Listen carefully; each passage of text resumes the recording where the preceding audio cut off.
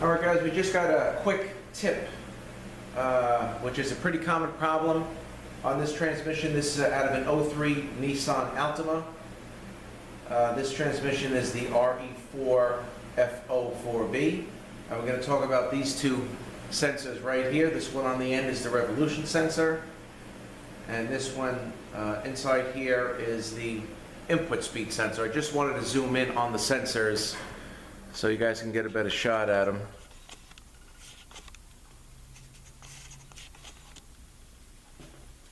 Okay, so what happens here, so we got these two sensors, the revolution or the output and the input speed sensor. Now these sensor connectors, where the wires go in, are exactly the same.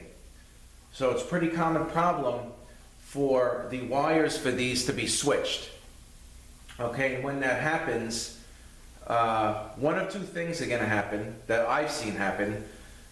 When it happens, and you start the car, put in drive, it may go through the shift pattern once and then not shift anymore, go into fail-safe with a P0720 code, output speed, or it's not going to shift at all and produce a P0720 code.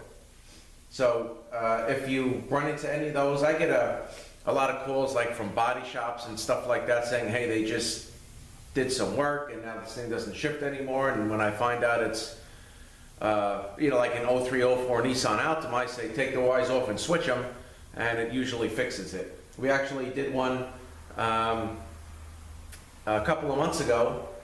I guess somebody couldn't afford to have a transmission rebuilt, so they put a used one in. And when they got done, the car did not shift. So they pulled it back out, put another one in, that one didn't shift, and then they called me and asked if I could look at it, and sure enough it had the P0720 code and just the connectors here were crossed.